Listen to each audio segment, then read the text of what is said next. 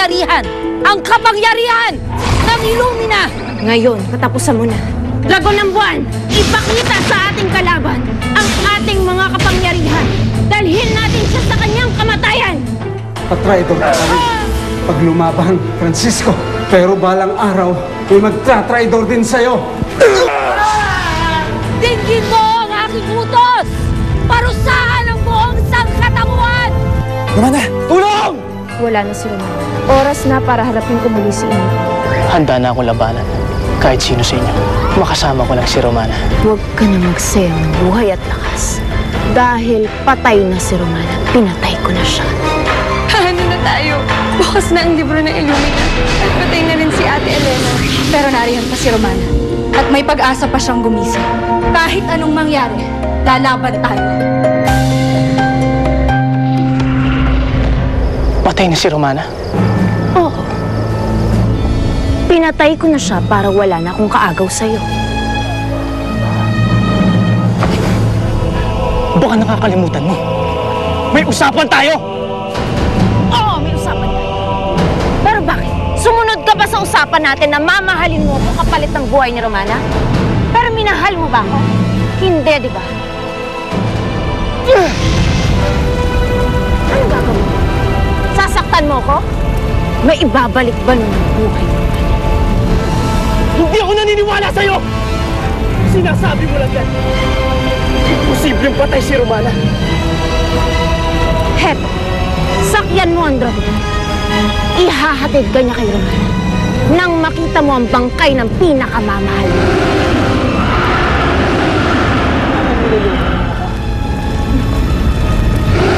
Sabi, wala ka nang magagawa. Dahil bago ka pa makabalik, gagamitin ko na ang kapangyarihan ng Illumina para maging akin ka.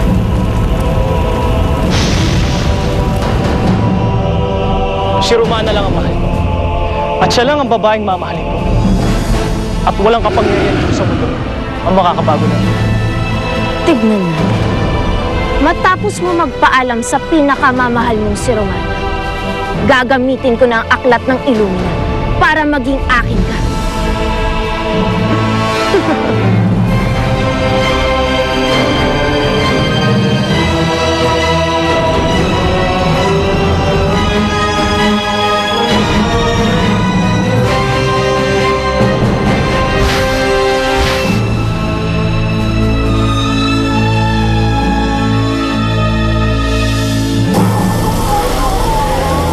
Totoo nga. Bukas na, Illumina. Tagumpay. Oo, Marco. At gaya ng pinangako ko sa'yo, tayo ang magiging hari at reyna ng mundo.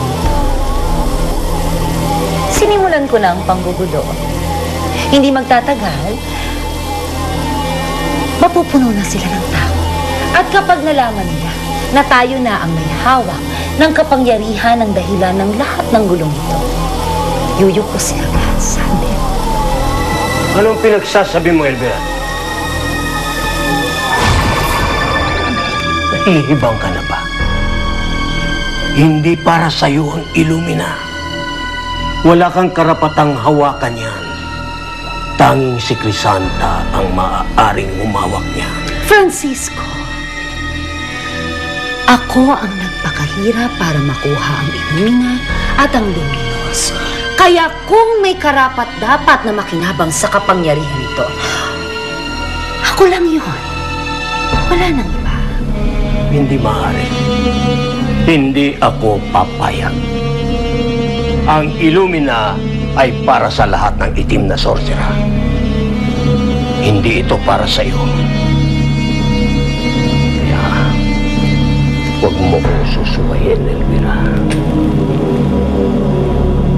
Kung hindi... Kung hindi, ano, Francisco? Parurusahan kita, Elvira.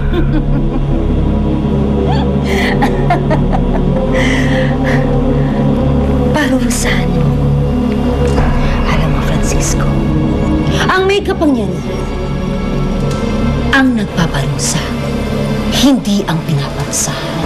Kaya tanggapin mo ang parusa ko. Pamatay ka. tira. Tinaitor mo ako. Natuto lang ako sa estilo mo, Francisco. Federico, my dear. Sure, my dear.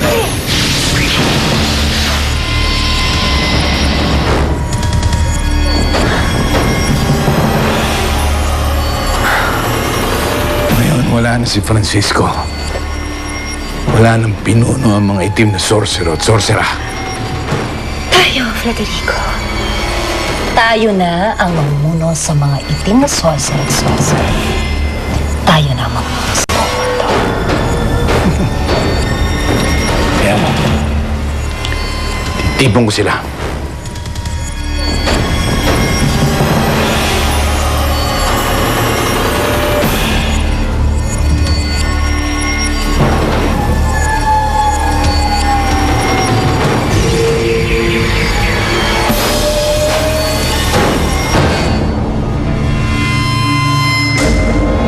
Iba't ibang mga opinyon,